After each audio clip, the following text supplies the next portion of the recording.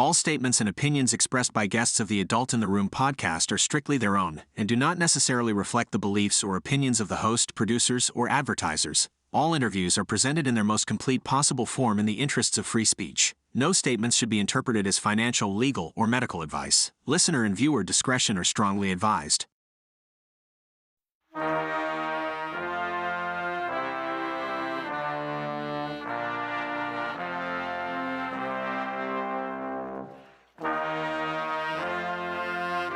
It's the Adult in the Room podcast with Victoria Taft. That's me. Hello there. Welcome to the Adult in the Room podcast live stream. Victoria Taft, your news Sherpa, taking you up on an Epstein Thursday to tell you what the latest headlines are, give you the latest information out there, and enjoy hearing from you. Anybody who's anti-Semitic and anti-Christian, you guys can.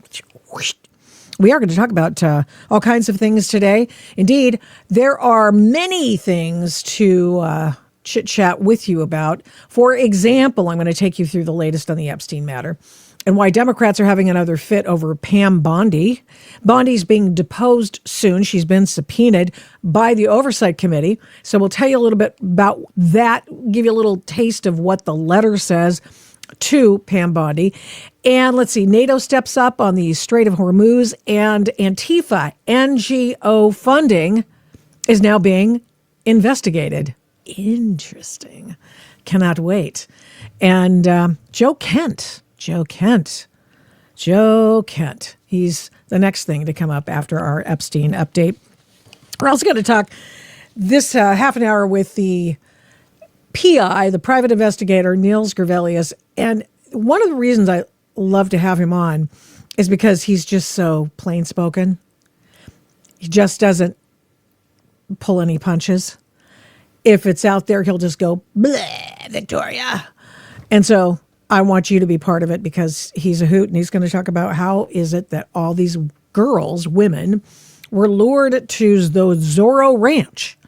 That was another Epstein property, and how incredibly odd and disgusting it was. So we'll talk about that because that's also recently in the news. And so I wanted to bring that up for you as well. Okay, so the top line stuff going on this week. More details on the grooming at Zorro Ranch. Okay, that's coming up just a few minutes. Then Democrats want to know why the DEA investigation into Epstein was dropped. That's by the third senator from New York. That's Ron Wyden, who's ostensibly, allegedly the senator, one of two senators from Oregon, but he doesn't live there and he doesn't stay there because his family lives in New York. And that's where he lives. And so there we go. Let's see. Pam Bondi is going to sit for that deposition, a little bit more about that, and aspersions by Ron Wyden against the DOJ, because especially Todd Blanche, who's the number 2 guy at DOJ.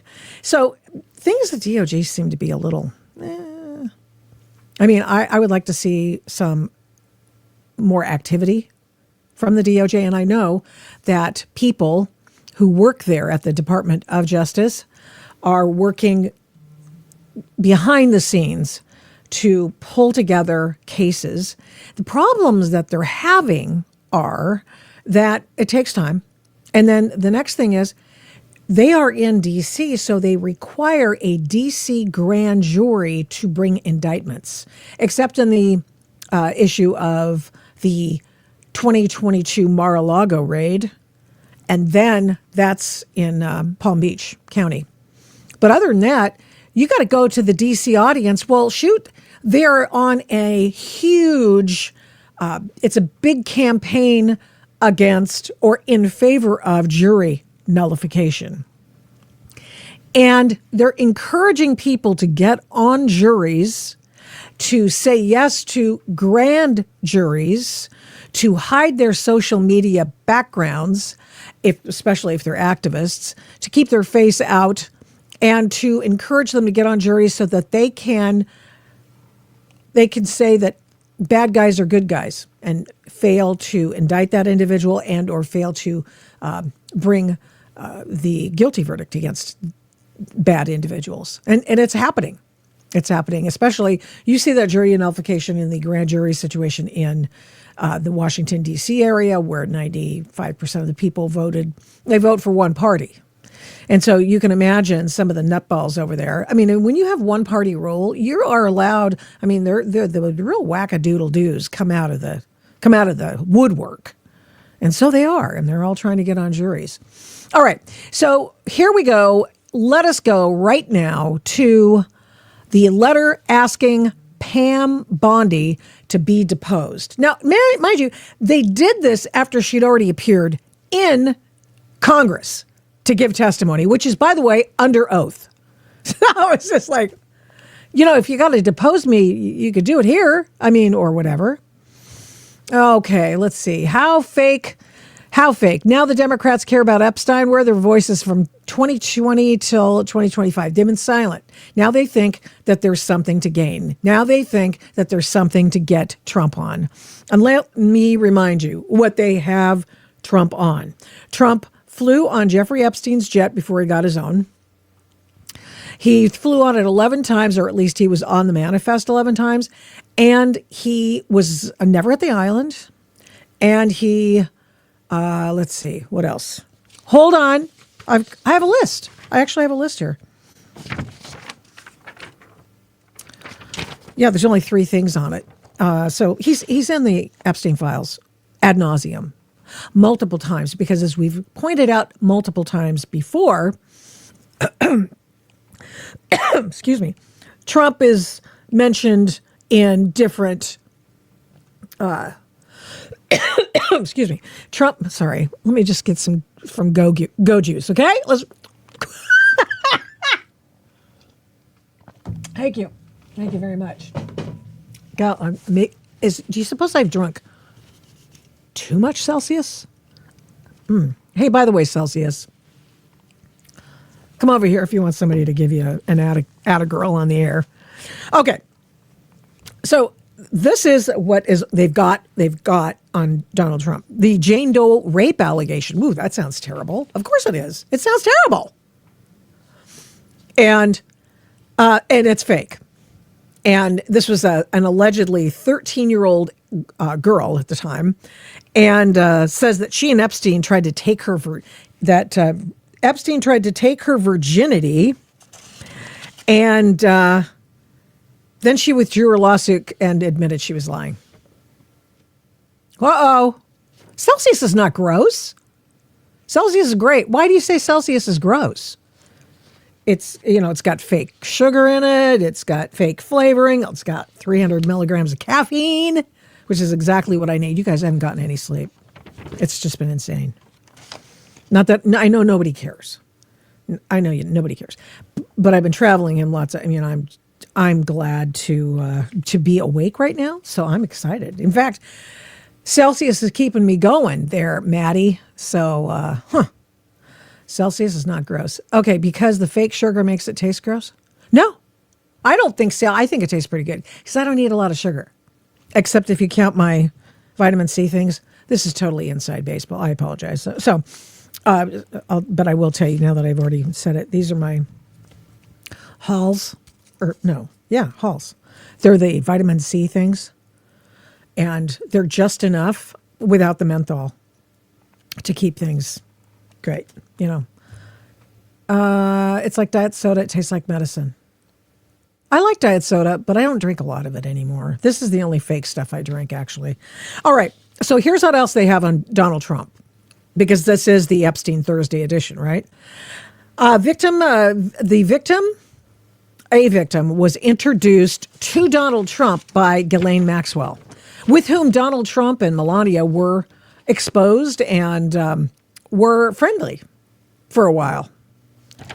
And they never mentioned, however, the whales and taking and buying the 60% of the ocean that's not currently for sale or under the auspices of other countries, which we went into last week. Because you got to know. I mean, you got to have background. People say, oh, Victoria, why are you playing Ghislaine Maxwell?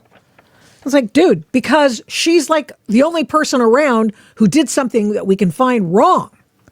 Now, why is it that all these allegedly smart people got together with Ghislaine Maxwell? Well, I'll tell you why.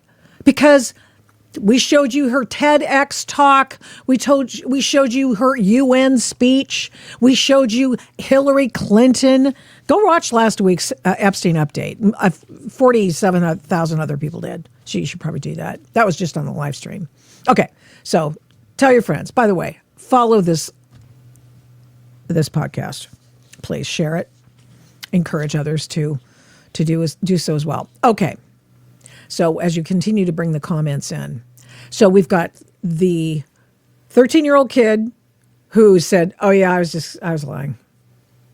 You know, when they start asking questions, it's like, okay, so that person withdrew everything from this 1980s rape allegation, which had something to do with an Epstein party, like a Diddy party, but it was an Epstein party, and so she withdrew it in 2016. Why? What do you suppose that is? Who was running for president in 2015, 2016? That's right. That would be Donald Trump. Then we have victim intro by Maxwell, and that person fizzled out. Nothing happened, said the victim. There was no touchy-feely. Then the Palm Beach police call. This is when Donald Trump found out that the Palm Beach police were going after Jeffrey Epstein and Ghislaine Maxwell, and he called them and said, "Thank you. They're terrible, and she's evil." Okay. So he's in there for all of that, as well as, let's see, one more. Oh, yeah. Confirms that Trump flew on Epstein's jet multiple times. Contradicting his never claim. Guess he said he never did it. Maybe he didn't remember. Who knows? Anyway, he has his own plane now. So Trump appears more than 1,800 times in the Epstein files, most of which are, talking about him or clips about him and that sort of thing. Yeah. Let's see. So it's all lies? No, I'm not saying that. I think some of it is, though. And I think that the most compelling thing about the stories about these people are telling is that, because we know that, for example, Ro Khanna was beguiled by some of the victims who had previously been co-conspirators. Now, I know you're familiar with this story, so we'll get to that in just a couple of minutes. Let us go first, however, to the letter that the official Oversight Committee sent to Pam Bondi. And this is the way they couched it. It was sent this week, and they did not have to subpoena her. There was no reason to subpoena her, but they did subpoena her because they wanted to make it equal with everybody else they'd subpoenaed. Of course, Bob Barr wasn't subpoenaed. He gave a well, maybe he was and I have a transcript of what he said. Maybe. Okay, but not everybody was. Sure shooting, not the current Attorney General. The Committee on Oversight and Government Reform is reviewing the possible mismanagement of federal government's investigation of Mr. Jeffrey Epstein and Ms. Ghislaine Maxwell. This is not their investigation because they're not doing an investigation per se on what was done in the previous iterations of investigations, but this is just saying, hey, we've got our antennae up and we need some answers. And so, of course, she's the person who's in the public domain right now, and so they're going to go and tie her to the whipping post. So the circumstances and subsequent investigation of Mr. Jeffrey Epstein's death, the operation of the sex trafficking rings, and ways for a federal government to effectively combat them, the way in which Mr. Epstein and Ms. Maxwell sought to carry favor and exercise influence to protect their illegal activities, and potential violations of ethics rules related to elected officials. Those are a lot of allegations that have not been proven. Do we know it's a trafficking ring? We assume it is. Don't know. Are there people? Did he, in all likelihood, break the Mann Act? I'm pretty sure he did. Now, I just want to know from the outraged Democrats who've been watching this and are outraged that he was trafficking and or bringing over of age or 16, 18-year-olds across state lines, where their outrage was when Hunter Biden was doing the same thing, for which he had broken multiple laws. They were nowhere. There were no people braying for the investigation into the cocaine at the White House. They were not talking about the Russian the Russian hookers. They were not talking about somebody being so enslaved to drugs and moving in circles with his father, then the president. They didn't say squat then. They didn't say anything. So now it kind of looks funny when you when you didn't say anything, and all of a sudden, now you're saying something, and Ron Wyden is freaking out. Oh my goodness! There have been people who've been taken out. This report has been redacted. This report alleging that Jeffrey Epstein had some involvement in a drug ring, and we're supposed to be outraged. The guy's dead, and he was probably moving a heck of a lot more than that. But we don't even actually know. The DEA, we don't know if it's true because the DEA dropped the case. See, that's what's wrong with the Epstein file. That's what's wrong with people saying, well, his name's in there. Obviously, he's guilty of something. No, that's actually not quite how it works. You've got millions, 3.5 million documents in the Jeffrey Epstein file, which isn't really a file. It's just a bunch of files, PDFs, notes, things that have been put on computer, screened in, or what am I trying to say? Making sure that you get it on digital. Okay. So you do that, and now they're there. What if there's nothing there? Exactly. What if there's nothing there? So no, it's not all lies.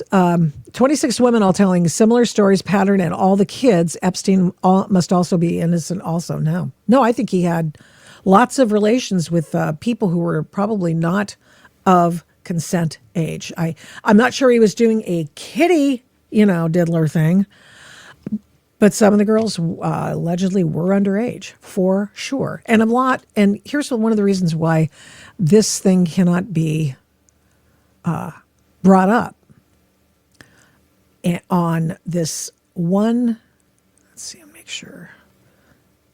This one document that I guess I'll figure this one out. Here's part of the document that Ron Wyden upset because it's a redacted report, right? And he's like, you know what? We've got Jeffrey Epstein's name. We got it all over here. We don't know. Hey, look at this. Jeffrey Epstein, Jeffrey Epstein, Jeffrey Epstein. It's all on this thing. Well, what does it mean? What does it mean? And he's saying, oh, look at all the redactions. This is terrible. Yeah, okay. But, here's the by phrase that the DOJ operates by because it's in the law passed by the Congress about the Jeffrey Epstein transparency files. And it's this: redactions of victims' names and other identifying information have been applied. In audio files, redactions of victims' names and other identifying information have been implemented through the use of a steady, solid tone. There are redactions. There are reasons for redactions. Are they all pure reasons? I don't know yet, but I don't think... I think that Ron Wyden, who says he's been investigating this issue since 2022, and now that the Democrats are out of power, he's trying to make headlines for himself on this issue by saying, hey, you and Todd Blanche, Pam Bondi, you've removed a lot of information from a story about Jeffrey Epstein. And the story goes something like this: ketamine, prostitution, the money, details of a secret DEA probe of Jeffrey Epstein. Well, if it's a secret, why is it in the news? Let me just make sure I'm all properly tied in. Yeah, I'm properly tied in, all right. We going in and out? I don't understand why. So I'll just keep talking. Ketamine prostitution, details of a secret DEA probe of Jeffrey Epstein that isn't so secret anymore now, isn't it? And they got and divined enough information from the redacted file to determine that the DEA in a special Federal Drug Enforcement Administration task force began an investigation into a New York, New Jersey drug ring back in 2011. And then it involved an informant who told authorities that Jeffrey Epstein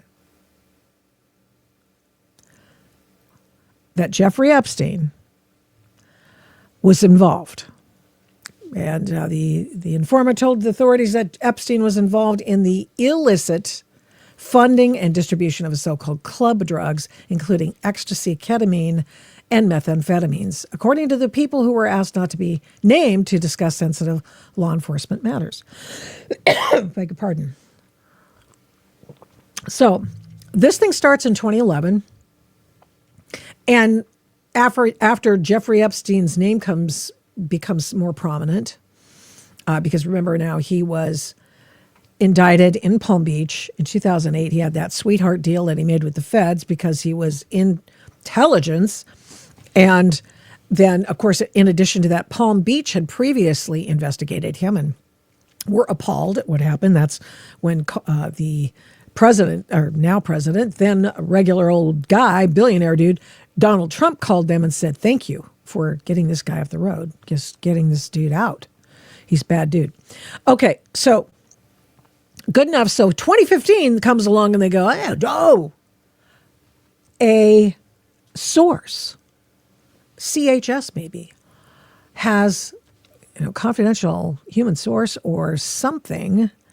Oh, and even less than a source, an informant told authorities that Epstein was involved. Okay, maybe he was. It wouldn't surprise me if he were. Sure, it's classless and gross, but on the other hand, it's better to sell drugs than humans, as far as I'm concerned. I could be wrong for some of you, but I think that's drugs. Drugs is bad, humans is worse. So the individuals named in the document related to the investigation, according to the people, including Epstein's accountants, attorneys, and European women who worked as his assistants or fashion models, believe it or not.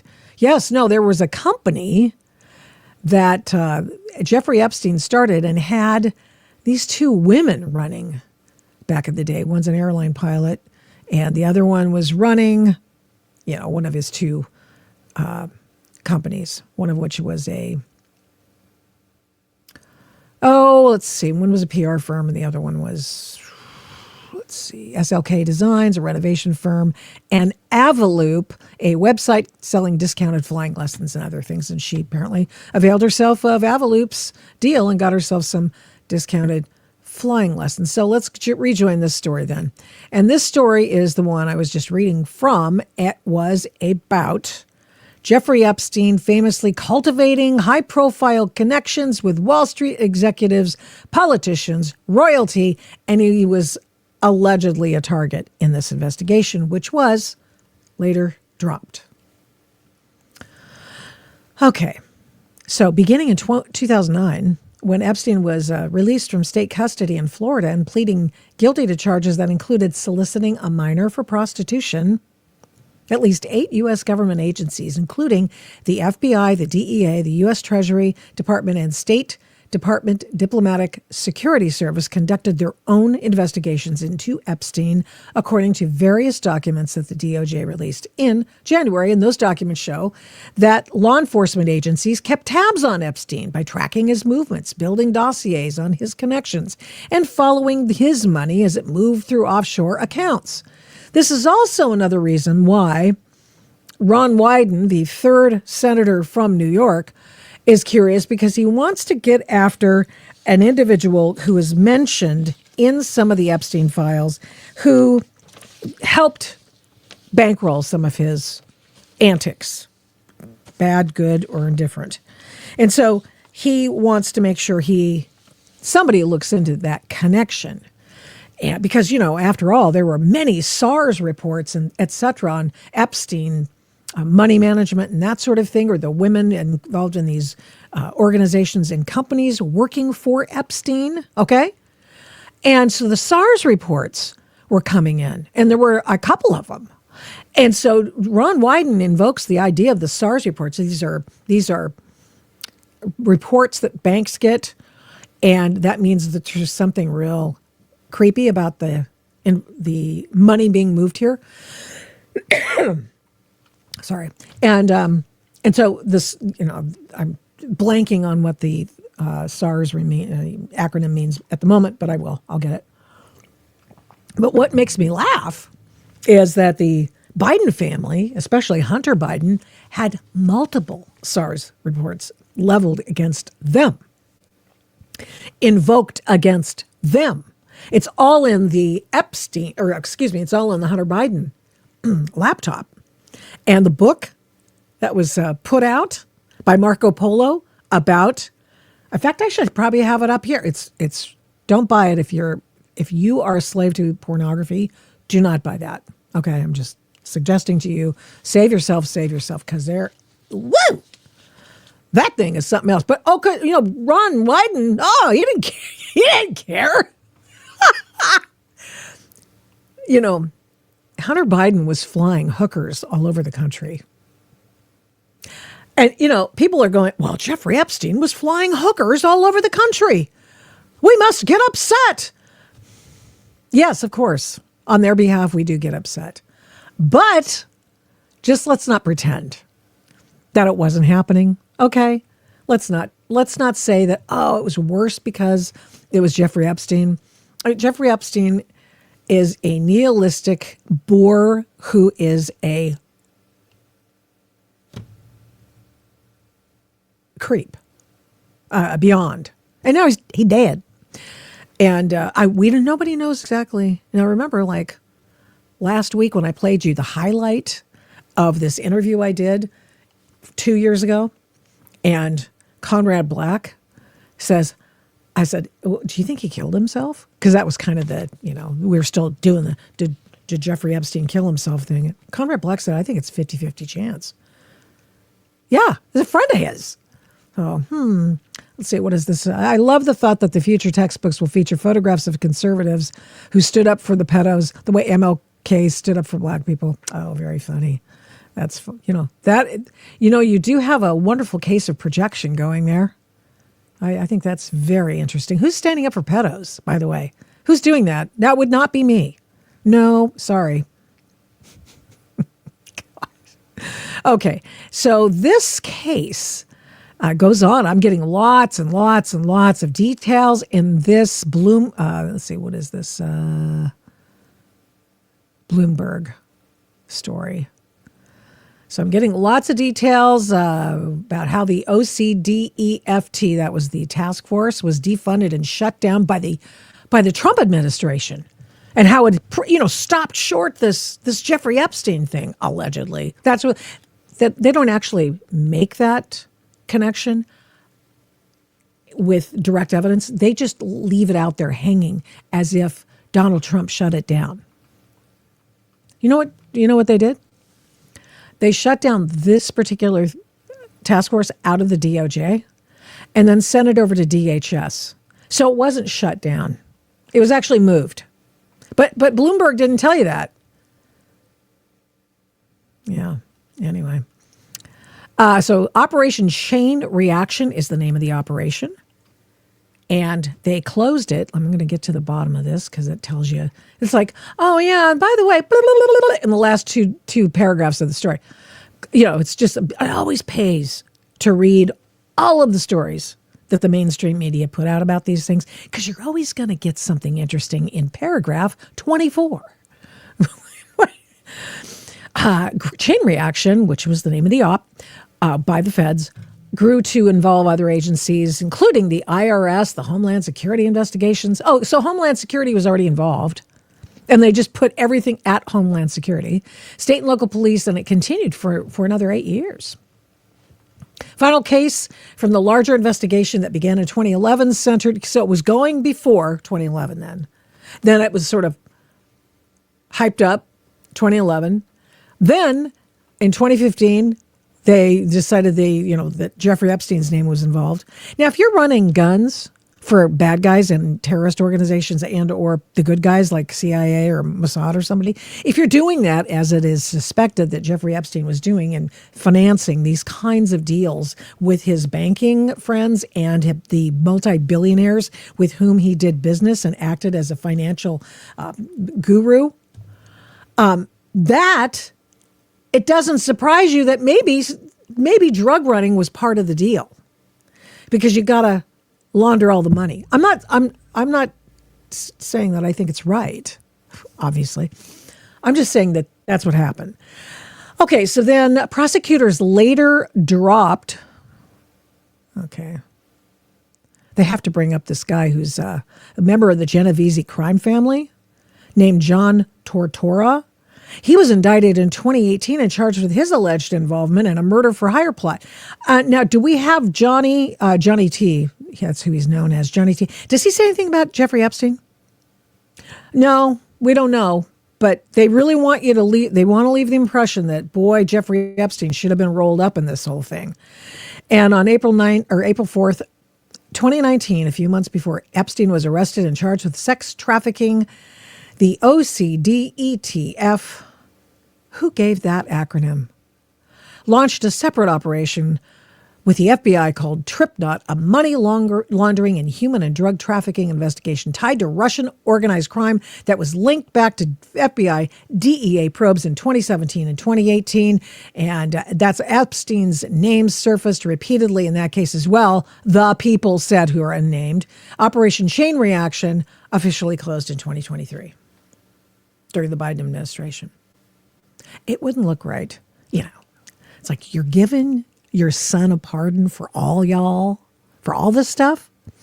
And Jeffrey Epstein, on paper, did less than Hunter Biden that you can get him on. I mean, they got Hunter Biden on IRS, gun charges, and they could have gotten him on the Mann Act. They could have gotten Jeffrey Epstein on the Mann Act, too, if they'd applied themselves to do this. But there you go. Okay.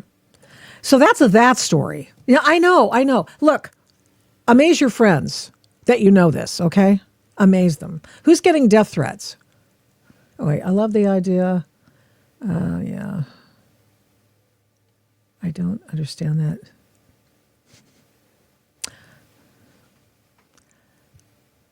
Oh, was Trump's original plane the Lolita Express? Did he buy it from Jeffrey Epstein? Okay. Well, he got his own plane then. So how am I wrong again? You're a simp. Trump bought the Lolita Express, misspelled. He at least wrote bought correctly, so that's good. Let's see. Trump is the greatest president ever in this world. Melania should be deposed. She's all over the files. Yeah. So's the word the, but it doesn't necessarily mean you ought to indict the. What I'm saying is, don't be so besotted with the idea that Donald Trump is going to be. Trust me, as I've said countless times before, if there were something in the Epstein files, remember, because during this whole 4-year period of the Biden administration, most of it anyway, there were the right was going, hey, what about the Epstein files? And we were like thinking, good grief, what's in those things? What's happening with this stuff? Let's find out what's in them. Trust me, they had access to them. The Biden DOJ had access to them.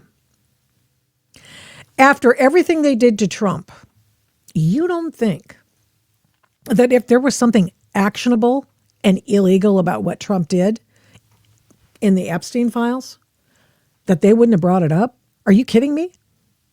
Did you see how many years they tried to get that guy into prison for something he didn't do?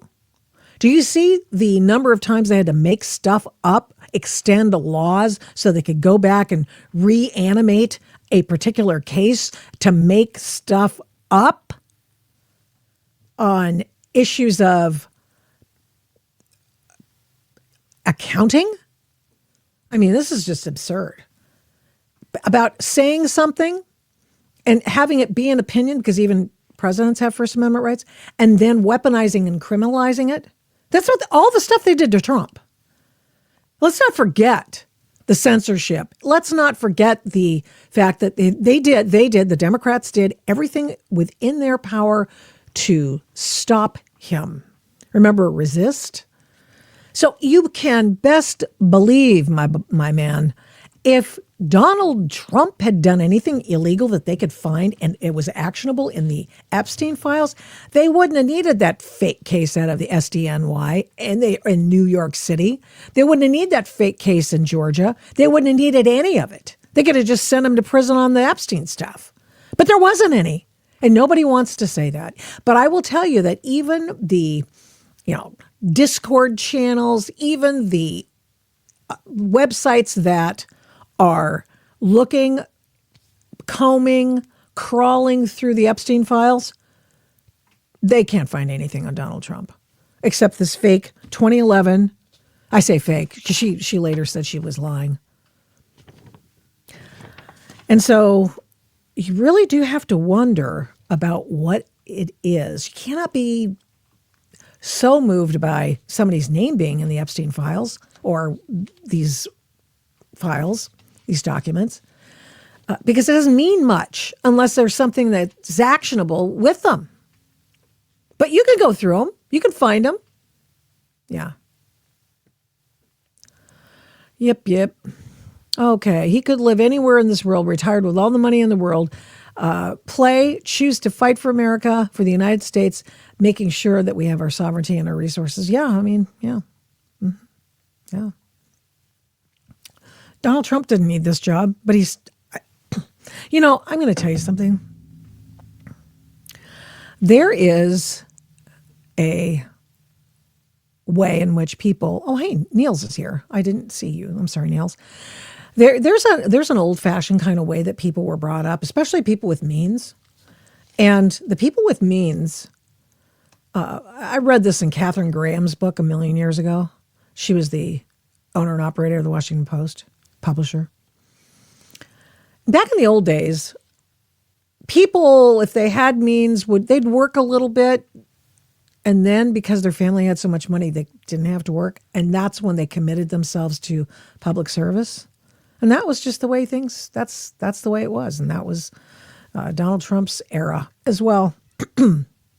That's what they did, and that's what he's doing now. So, all right, here's another one. So we've gone through the Pam Bondi situation.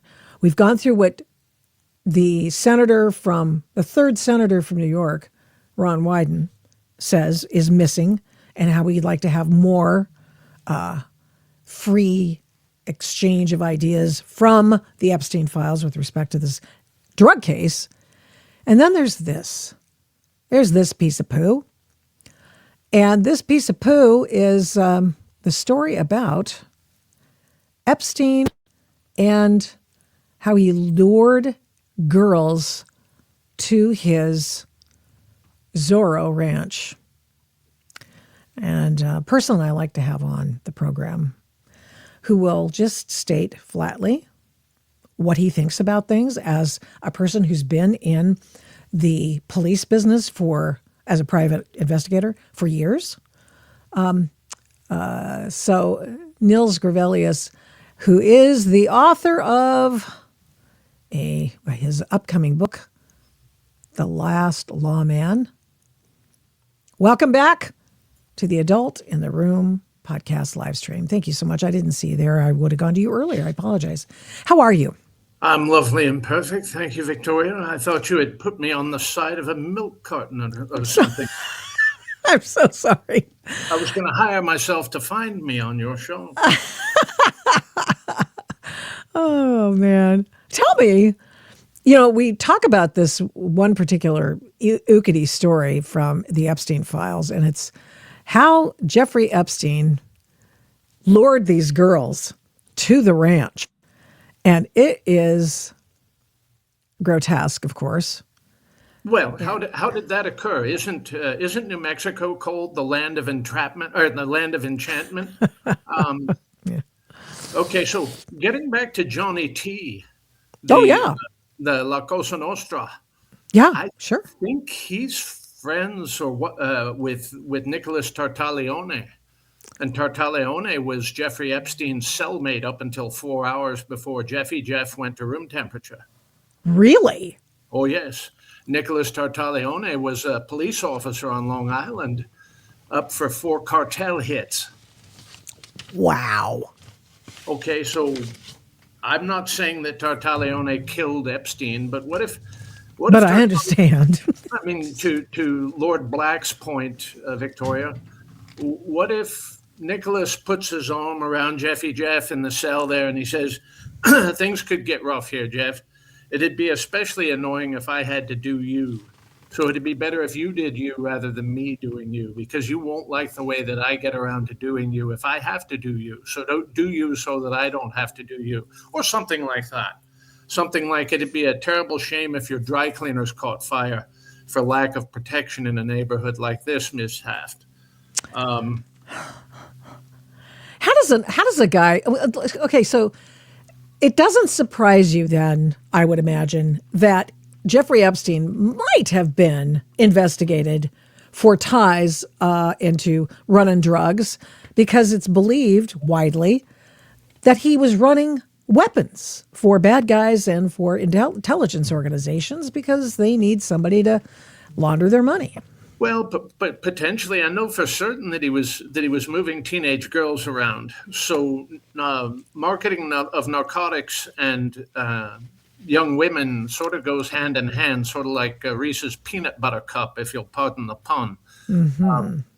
And pretty much everything that Jeff could get away with, Jeff and Ghislaine could get away with in the Caribbean, they could get away with in New Mexico.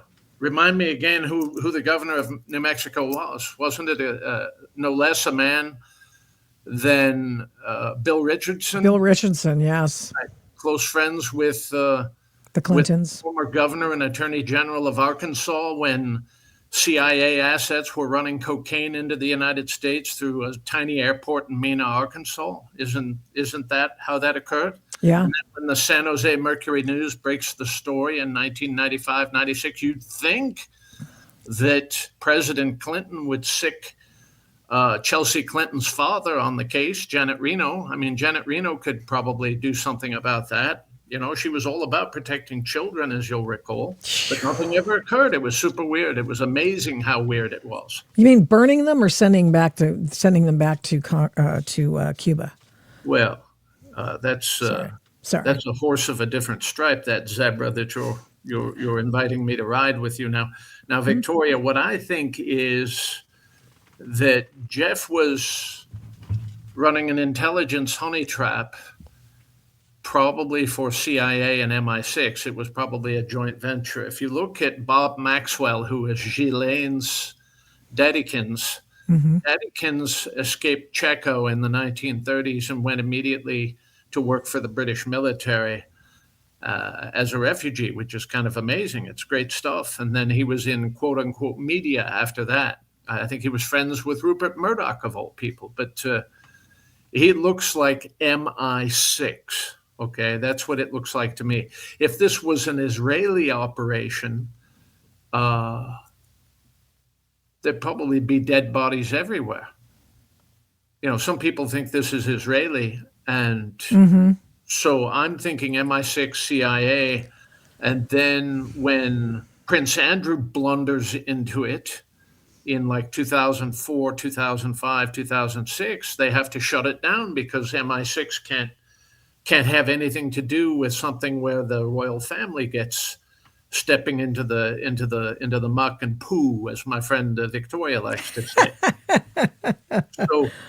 So of course he would be running an operation in New Mexico, the land of entrapment, because it's a safe haven. Who's going to go after him?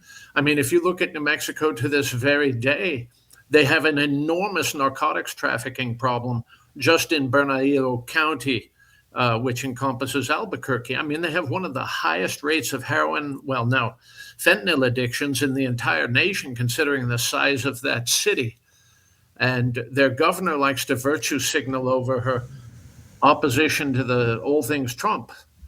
And then these idiots who keep commenting on your feed talking about conservatives protecting pedos, that's just the newest psyop launched by the Democrat cult, by idiots like George Lakoff and James Carville and those assholes, if you'll pardon me for using some Anglo-Saxon vernacular on your show.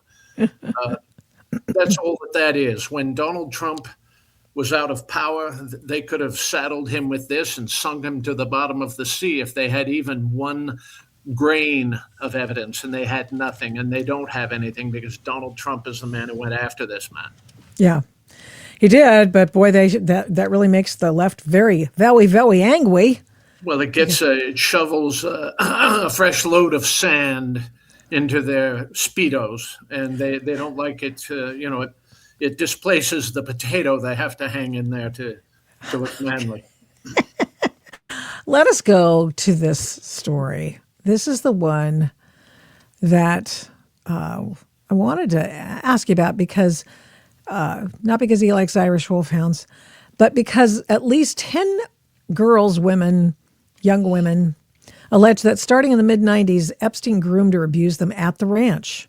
Do you know what he was doing there with these girls at the ranch? Was this his run-of-the-mill, I want a massage kind of a situation? Or is this, you said something about honeypots. Honey traps. I think it was just part of the same operation. I think he was the hotelier and the case officer was Ghislaine Maxwell. He's running a format for the people who like to go skiing in Vail and Taos. It's a little closer than the Caribbean. Think of all the amazing people who show up for these business conferences with the Orifice of Omaha and things like that. I don't want to accuse Warren Buffett of being involved in this, Victoria, but it's that crowd of uber wealthy people who are the target for the operation. That way they can exploit their telephones. They can use them to gain entree to other people. All of these wealthy people are transnational in their investment. And it's a perfect thing. If I were running CIA, I'd run an operation like this. I just wouldn't use teenage girls for it. Jeff, though, knew how to lure them in almost like some sort of an internet pornography operation. He knew how to groom them. He knew how to shape them. He knew how to reward them. He knew how to punish them. And let's be very frank in this, Victoria. If Jeffrey Epstein were African American, he would be called in modern argot a pimp. Right. Okay. Everybody calls Jeff a pimp. Jeff was a pimp. Okay. And the case officer was, again, in my opinion, Ms. Ghislaine Maxwell. Now, I'm going to point something out. DEA is part of the Department of Justice. It's not an independent organ of the Department of Justice. You remember in February of 25, when the FBI humiliated our Attorney General by pretending to turn everything over to her, the gist of the Epstein case. And all of it was up at SDNY? Yeah, hung her out to dry. So it's all sitting up at Southern District of New York under the control of Jim Dennehy, special agent in charge, Southern District of New York. He's not going to release any of that. Let's talk about Dennehy for a moment. Dennehy didn't specialize in banking fraud investigation. He didn't specialize in organized crime investigations. Dennehy didn't go after children being trafficked. Jim Dennehy was a counterintelligence man from start to finish. And when Bondi ordered him publicly called him out and ordered him to release this stuff, he didn't resign the case. He didn't resign the office that he was in. He quit the FBI because he knew that this was the keys to the kingdom. Okay, this is what he was protecting. And the reason that not all of the Epstein material will ever make it to the surface, and when it does, when it bubbles to the surface of the toilet or whatever, you have all of these mincing, mendacious minions of the left trying to pick it apart, looking for seeds of nourishment from the monster's spore. The reason that, it's reached mythology status, we will never know the extent of it. So in context, let's know what it was. It was a honey trap. And somebody blundered into it, and they had to shut down the operation. They derived a lot of intelligence from this, both us and MI6, if MI6 was involved. and they have to protect the information that they derived from it. They have to protect the operations that came downstream as the result of it. And we will never get the full extent of it. Here we are, 63 years after JFK got gunned down by an American communist in Dallas, and the Justice Department is still sitting on a whole lot of material, and so is the CIA. Mm-hmm. What was the CIA doing in Dallas? The CIA had Oswald under surveillance to identify his playmates and did not understand the nature and extent of the threat that he posed. He had already tried to assassinate General Walker with the same rifle he used to kill JFK. And if you look at all the conspiracy material that came out after Oswald got, retired by Jack Ruby, it mostly centers around a man named Mark Lane. Mark Lane wrote a series of books to provide an alibi to the hard left of this country. He was an American communist who was briefly in our Congress. He was a lawyer and a writer. He is ground zero for all this conspiracy material. I'm going to give you an example of the nature and extent of Mark Lane's reputation, what motivated him, what floated his boat.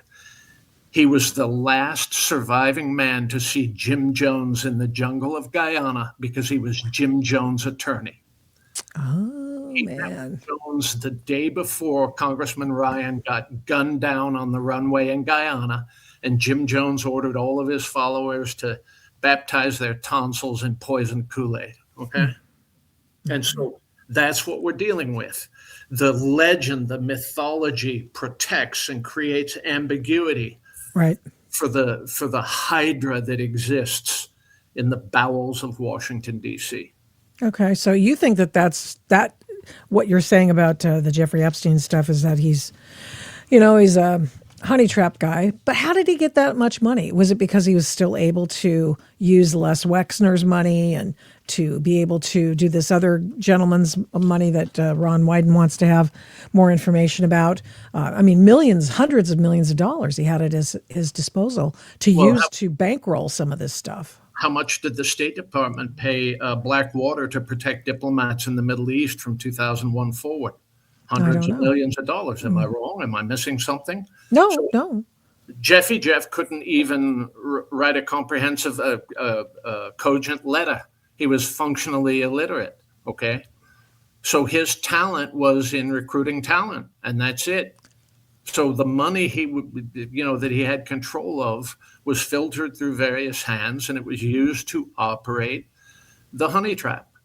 And you'll notice Ghislaine Maxwell has citizenship in France, the UK, the EU, all of this. Why did she come to the United States when everything blew up, even though she knew she was going to go to jail? Okay? She was the case officer. She came here to be protected, not imprisoned. And she's still trying to figure out her way out of jail now so she can live, maybe in the Hamptons or Martha's Vineyard or some other place where nothing bad can happen to her, Well, we were talking to, replaying part of my interview with Lord Conrad Black, and he's like, he says, hey, she didn't have to even come to the United States. She could have stayed in France. I'm paraphrasing him, and he's paraphrasing me. Yeah. He is correct. That's what this was. And people keep thinking about, the obvious horrible part, the trafficking of young women. But what was really going on here was some typical human intelligence operation to exploit, to develop this, to develop that. Remember, in the age of USAID and the striped pants bastards at the State Department, they would use things like this to make this country do that and that country do this. And we're going to go bomb the crap out of Serbia in 2000, and we need some backing for this, and we're going to get that done, and that sort of thing. Right. So that is what we have going on here. And they've been soaping each other's backsides since you and I were little children, okay? And the older generation, the World War II gen, were a little more flinty about what it was that they did. This crowd grew up on Prozac and cannabis gummies and, Romper Room and Fred Rogers giving them a lecture on how to be kind to each other while you slit throats and things like that. I am wildly unimpressed with the national security and criminal justice apparatus at the top that handled this the way that they did. It was obvious to me what Epstein was doing. Acosta, the U.S. attorney in Florida, said in 2008, yeah, it was an intelligence operation. Okay, so everything after that is suspect. Right. We're never going to get to the bottom of it because it has a dark, stinky, muddy bottom. Yeah. I can't imagine why, if the CIA is running an op and they need somebody to finance it, and Mr. I can get you anything and I'll finance that for you, but I'm going to have to use my back Okay, so when we backdoor want to stuff. fund the Contras, we deal cocaine all over the United States, right? We did Right. that, didn't we? Jeffrey Epstein was involved in Iran-Contra. He was helping Well, to put the deal together for the CIA. well, Right? much like the later parts of it. So, Right. if that stuff is true, I'm not sure that it is, but I'm very It's certain. surmised. Okay, so I am very certain that cocaine was being flown into Mena, Arkansas, when Bill Clinton was AG of Arkansas and governor of Arkansas, and being spread all over the southeastern United States. And there was a trail of dead bodies all over Little Rock. And I'm not talking about Hillary Clinton killing them. I mean actual people. The cases that I'm aware of people being murdered and dumped in that river over cocaine. Bill Clinton's brother was a cocaine trafficker. Bill Clinton pardoned his own brother, Roger Clinton, when he was leaving the presidency in 1999 or 2000. Okay. This is the depth of the Hydra. This is what we're dealing with. If someone's looking for a perfect solution, they're going to be sadly disappointed here, Ms. Taft. I think so. It's so murky. Let's make pretty good the enemy of perfect. Right. And look at these idiots, these bot people, these shills for the Democrat cult, calling conservatives pedo protectors after all the garbage that Hunter Biden got away with and Bill Clinton got away with and everything. It's just the biggest pile of garbage in the world. What they miss most of all is their loss of power. And the way that they exerted power was with a tame petting zoo media that did whatever it could to whitewash on the one hand and Marx wash on the other hand. Look at what they're doing to Cesar Chavez right now. Yes.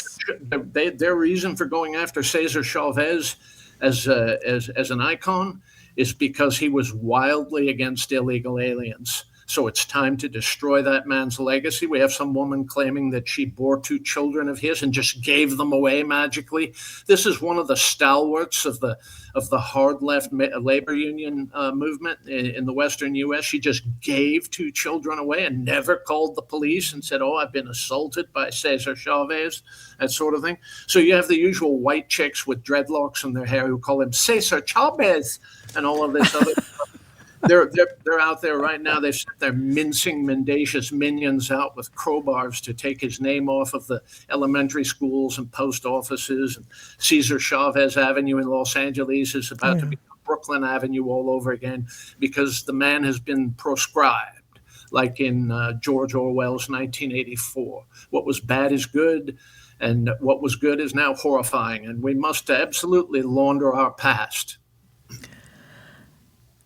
I'm glad you see it that way. Of course, that comes up yesterday, and I was going to mention it today, and I'm glad you did. I happen to know somebody who was a good friend and an attorney for Cesar Chavez, and so I've asked him to comment on this because my guess is that he never saw any of this, but I don't know. Maybe he did. Maybe he did. So if Cesar Chavez had this relationship with Ms. Huerta, whereby she bore him 2 children, but she accuses him of rape, right? Okay. Ms. Huerta's in her 90s now. Cesar Chavez risked his life fighting the Okies and Portuguese of Central California, trying to organize those farms. They could have killed him, right? So he risks his bacon. He was a hero of the authentic labor movement of working people. He didn't want illegal aliens coming in and competing for those jobs, okay? So, yes, of course they're going to trash Cesar Chavez now. I mean, the man risked his bacon, and now they turn on him. Like, they're trash. They're utter trash, Ms. Taft. Yeah, I kind of wonder that of course, the left, when they were beatifying him, never talked about him going down to the border and beating the crap out with his guys, his union guys, of the illegal aliens who tried to come over. They never talked about that.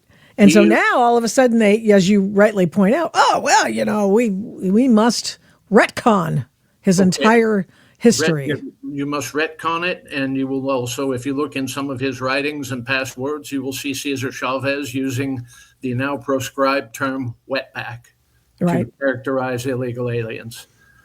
Angry man, you bet he was an angry man. He had a constituency to protect.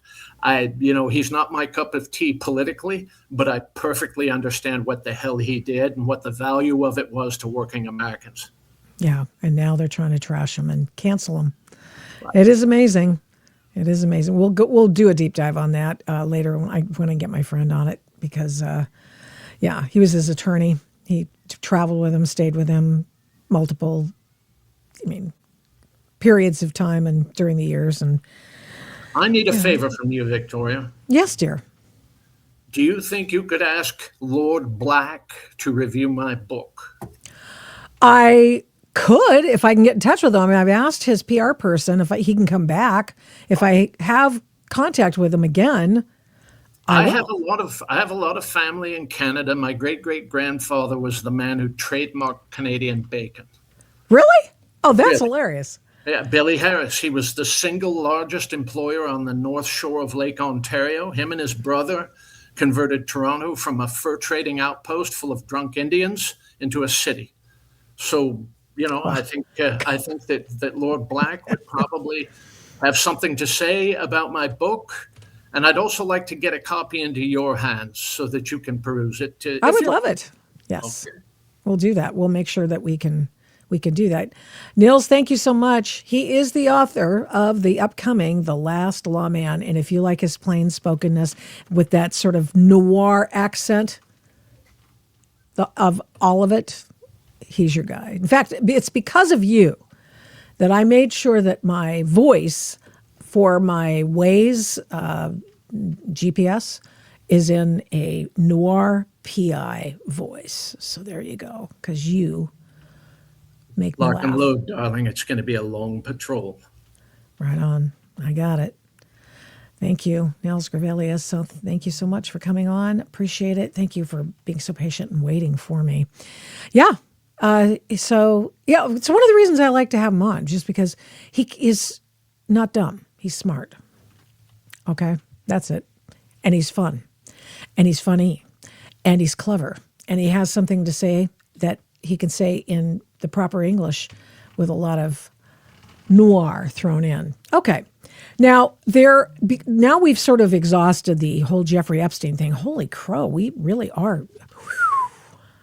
It was actually a week of small stories that have culminated to create a large Jeffrey Epstein Thursday edition of the Adult in the Room podcast. But there is something even, I would say, I would have led with it, but because I know people expect the Epstein Thursday, I put it off till now, and it is this. And then we'll wrap up with this, because I think it's important.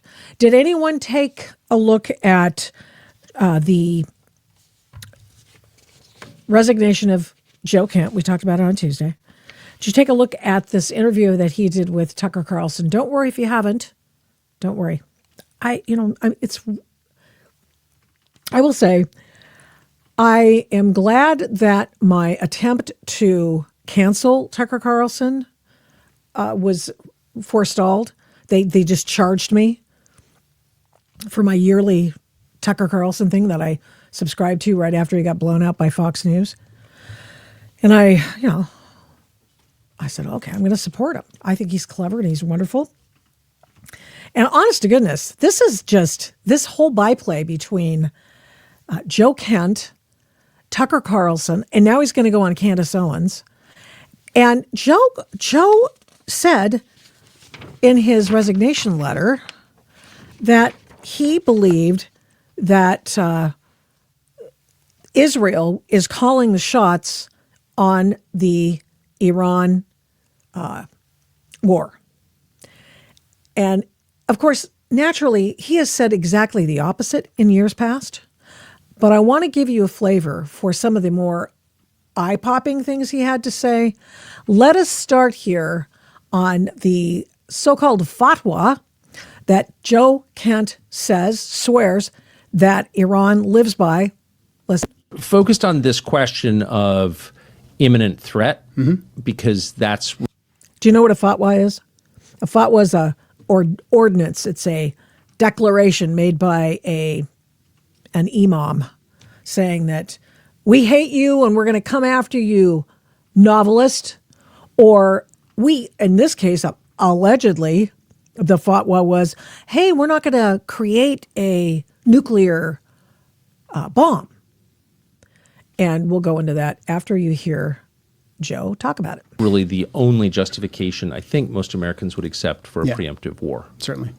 Otherwise, just like a war of choice done because Bibi told you to, and no one wants to get behind that because it's obviously illegitimate. So imminent threat. I just had to bring up that comment because, on the verge of getting a nuclear weapon.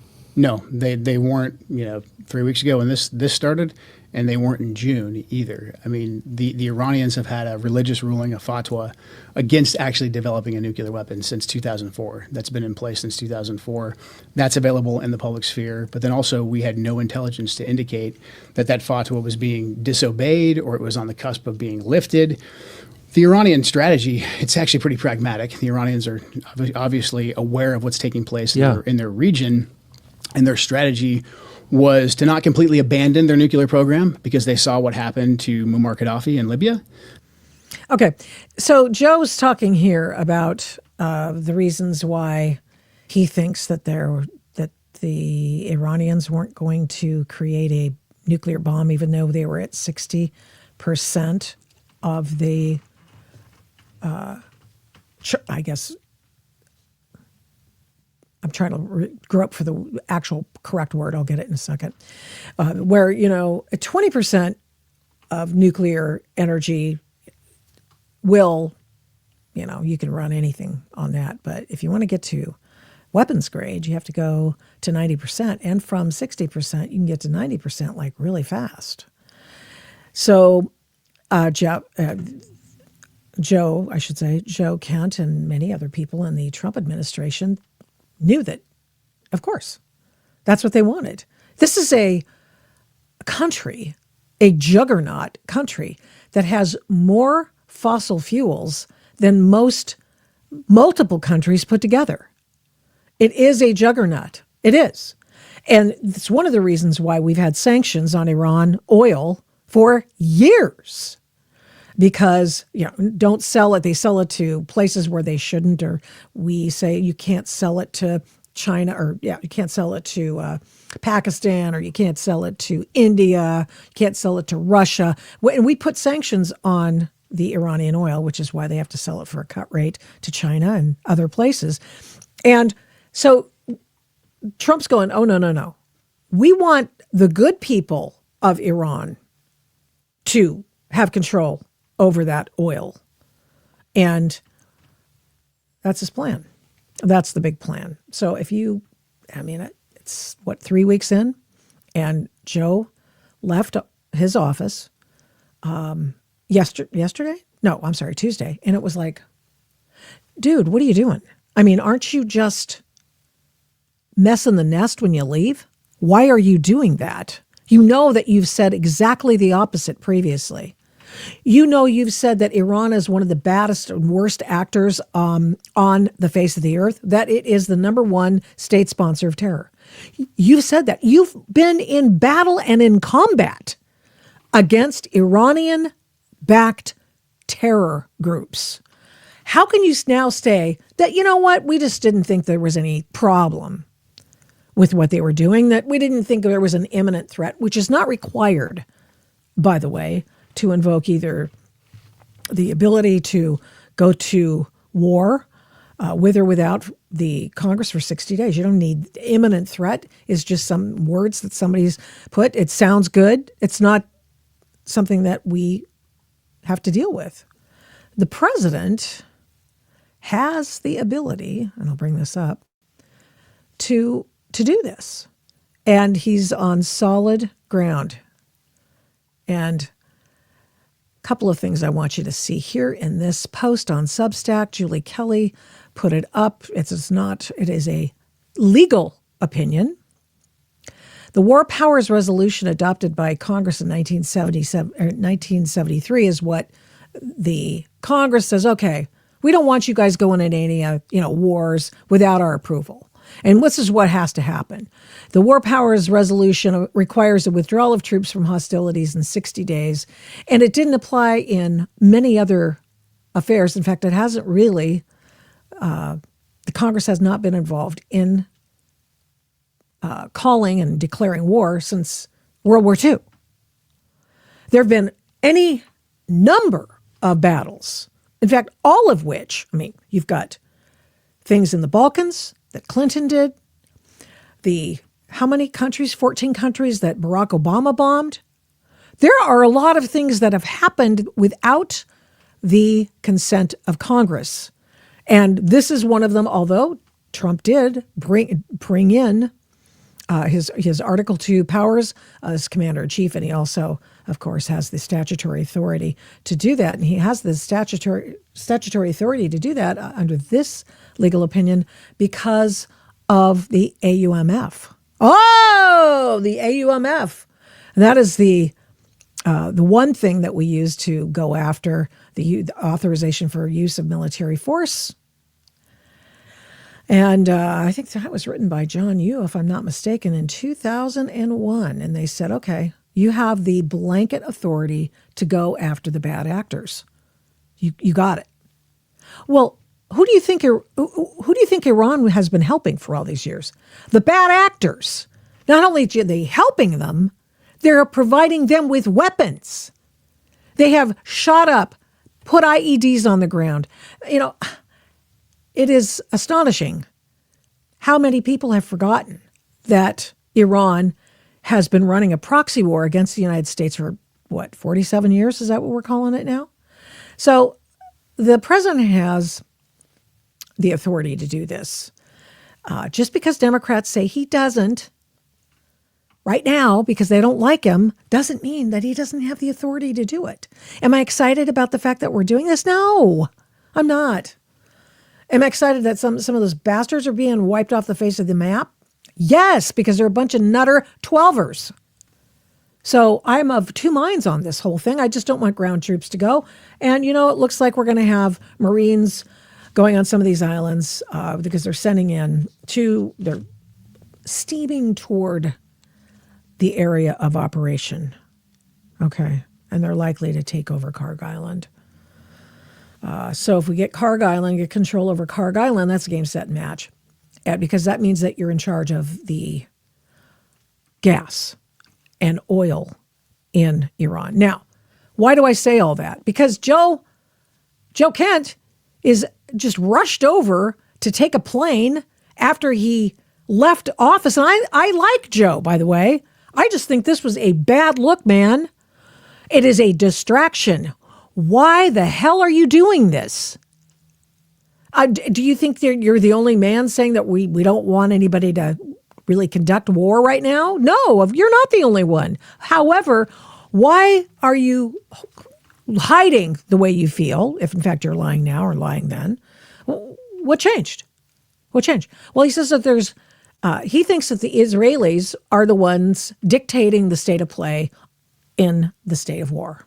Good party that's in power and has been driving Israeli politics now for most of my adult life, they were heavily in favor of the regime change war in Iraq, which again led to Shia domination, led to the rise of ISIS, led to the rise of Al-Qaeda, and then heavily fueled the Syrian civil war. So again, this country, Israel, who they can be a good partner in some regards. I'm not anti-Israeli. I've worked with the Israelis. Again, very competent intelligence service, very wonderful people. But they have different objectives than we do. So to put them in the driver's seat of our foreign policy and to let them dictate our foreign policy is a disservice to the American people. Okay, so that's what he says we're doing with Israel. We have put them in the driver's seat. Do you think that, I don't know, Does Donald Trump appear to you to be a guy who doesn't want to be in the driver's seat? That's just not one of those things. When you think about Donald Trump, you think, dude's in charge. He wants to know everything. He puts people in charge and then holds them accountable. Come on. No, I don't think so. You think Bibi Netanyahu's in charge of the war? You know what they're doing? The Israelis are the ones killing all the bad guys. They're the ones killing the leaders because we can't do assassinations. Okay, yes. Are there assassinations happening? Oh, yeah. Do we know about them? Oh, yeah. Oh, yeah. So I'm not a Pollyanna. I get it. But now it happens, however, that within seconds of the announcement that Joe was leaving, there began a number of stories circulating that talked about Joe leaking classified information. And this one comes from Semaphore. FBI investigates intelligence aide who resigned over war. Well, that nice picture of Joe. I mean, come on, you guys. FBI's opened a leak investigation into a top former intelligence official who resigned Tuesday in protest over the war in Iran. The investigation into former National Counterterrorism Center Director Joe Kent is focused on allegations that he improperly shared classified information. Four people with direct knowledge of the investigation told Semaphore. Okay. So we've got a more complete story, and this one's from the AP. And this is what kind of, this gave me a clue as to what he may have leaked, or is alleged to have leaked. The FBI is investigating whether Joe Kent, who resigned his position as a top counterterrorism official this week in protest of the Iran war, improperly shared the classified information.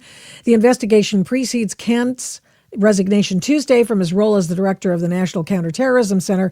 And allegedly, some people in the intelligence apparatus said, you got to fire him. He's leaking. And Tulsi Gabbard would not fire him. And then he left. And then he decided to plant IEDs all along his path out the door. Now, we're all adults here. Okay, we're adults. We get it. We understand that we don't want another war. We just came out of the Iraq war. That's gone. We left the Afghanistan war in abject disgrace. We lost billions upon billions of dollars of military equipment. We paid off the mullahs in Iran to build their doggone bomb. We continue to pay the Taliban millions of dollars per week to run the country that we just bugged out of. Should we have been there nation building? No. Should we have stayed in Iraq to nation build? No. Got it. That's why it's another reason why the likes of Donald Trump doesn't want to do this kind of stuff. But it comes as the Justice Department has taken multiple investigations over the last year into political foes of Donald Trump, including FBI Director James Comey and New York Attorney General Letitia James. The investigation precedes Kent's resignation. So there's all sorts of things. And additional details about what the investigation, which was first reported by Semaphore, is examining were not immediately available. Kent disclosed his departure from the administration in a statement on X in which he cited concerns about the justification for military strikes in Iran and said he cannot, in good conscience, stand back and allow this war to go on. Did he ask? Did he talk about his concerns? We don't know, but he's certainly doing a lot of it to Tucker Carlson and I imagine Candace Owens, who are now completely besotted with the idea that it's the Jews doing everything bad. So this does not speak well of Joe. This is a bad look for him. I know that people want to build him into being a profile in courage, and I think he has been in the past for sure. His America First stance is laudable, but leaving the service of the United States government and then pooping in your oatmeal? No, Joe. That's not how it's done. Iran posed no imminent threat to our nation, he says, and it's clear that we started this war due to pressure from Israel and its powerful American lobby, he wrote in his resignation letter. So that kind of information, which began to be sopped up into the political water table, is what I believe he leaked. And is it a leak or is it just an opinion? Don't know. We don't know. But the fact that he is gone and was under investigation by the FBI for leaking, this investigation was allegedly started before Joe Kent left. Okay, I'll take them at their word, unless somebody does a deep dive into the documents surrounding this at some point. And I'll take the word of the Trump administration for this. But the timing of this announcement about investigating Joe Kent certainly seems a little weird. But of course, they did it right when he announced. They say, hey, we've been investigating this guy. There's a reason he's leaving. Of course, that's what they want. That's the impression they want you to leave you with. There's a reason he's leaving. And it doesn't have anything to do with his profile and courage. It has to do with what we believe is his leaking, and that's why we were investigating. And maybe Tulsi Gabbard said, hey, it's probably time to go, Joe. All right. Here we go. Pam Bondi. Let's see, where do I have this? Hi, Chihuahua.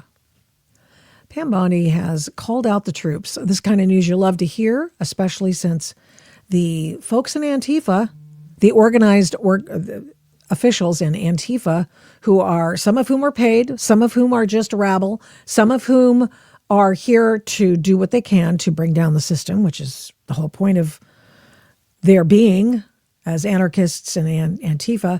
Some people used to tell me, anarchists aren't the same guys as Antifa. Please, stop it. Don't insult my intelligence. So anyway, now she's going to call on the FBI and IRS to form a new task force, a new initiative to go look into the NGOs supporting direct actions by Antifa and other lawbreaking. They're forming a new initiative to investigate the nonprofit organization's suspected possible links to domestic terrorism. In December, Bondi ordered law enforcement agencies and federal prosecutors to prioritize efforts to investigate and prosecute groups and individuals who belong to the anti-fascist Antifa movement or are deemed extremists. Okay. So here's what we have. They've got plenty of ammo. And of course, not just Seamus Bruner doing that work. We've got this organization, and these guys are just terrific people over at Capital Research. And what they've done is gone through and determined how the funds of George Soros have been used for direct action activities. Groups, category 1, there are 3 different categories, they say. Category 1, groups that he gave money to that assist in domestic terrorism. The Center for Third World Organizing, Ruckus Society, the Blackout Collective. Those are the people for whom they take a look in the mirror, they go to that mirror and they say, what am I willing to do? Am I willing to get arrested? Am I willing to throw a bomb? Am I willing to knock the head of a cop? Am I willing to do all of that and block ICE? Am I willing to do all of it? And yes, they are. And they are receiving some of George Soros's and Alex Soros's sons $80 million that have gone to direct action Antifa and their friends organizations. Movement for Black Lives and Dream Defenders received direct action money from the Soros Foundation. And what happens is, as we've talked about before, that money comes in and they go to all these they sprinkle them all over these NGOs, right? And then they launder the money down to Antifa. Okay, that's what happens. So Soros's foundations have also given $200 million to this organization called Dissenters, another co-author of the pro-Hamas guide that was put out by the other different groups here as well. So this particular study by Ryan Mauro was done right after the Columbia University, Harvard anti-Jewish situation. So they said, okay, you guys want to hurt these people. You're doing all this anti-Semitic activity. And this is where this money is going. And so Pam Bondi has two very fulsome reports to go through, or her committee does, to see where this money has been going. Look at this. Here we go. 18 Million Rising got money. The Arab Center for the Advancement of Social Media, the Al Jazeera Media Network was given Soros money. Human Rights Organization, Al-Aq Human Rights Organization in Europe, Global Justice, Anti-Racism Movement. They all sound very noble, don't they? Until you find out that they're the ones at the front lines knocking heads. And they give money away to organizations, Council on American Islamic Relations in California, Council on American Islamic Relations, Florida. Here's the other one in New York. Here's another one in Dallas, Texas. Wow. George Soros money. This is not nothing. This is something. And it's you know what it's called? It's called proof. That's what it's called. It's called proof. All right. We will be back on Tuesday. I will be recharged, and I will be able to talk a little bit about our Iran sitrep, as well as other news that I believe, as your news Sherpa, should be included on the Adult in the Room podcast live stream. Listen, so please get notifications of this podcast. Would you please share it? Share it, and by all means, tell people about it. Okay? Promise? That'd be awesome. Thank you so much, and we'll see you on Tuesday. Thank you so much for watching and listening to this episode of the Adult in the Room podcast. We do not take you for granted. We appreciate every single person who tunes in every week to listen and watch this program. We're here every Tuesday and Thursday, live streaming on Rumble, and then on every other podcast platform shortly thereafter, when we can port it over and get it over there as soon as we can. All the shows can be found at victoriataft.com, where the censorship regime has been banned by me. Follow me on social media at these names: Victoria Taft, the Adult in the Room podcast, and The Victoria Taft Show. Send media inquiries, or any others for that matter, to victoria@victoriataft.com. And here's a big ask. Would you please subscribe, share, like, comment, recommend, and give this program a 5-star rating where you can? We really appreciate it.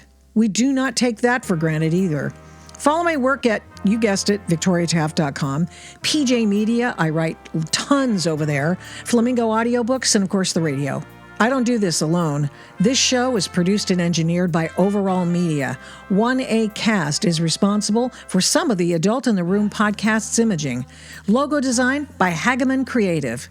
The Adult in the Room podcast is produced at Flamingo Road Studios. All rights reserved.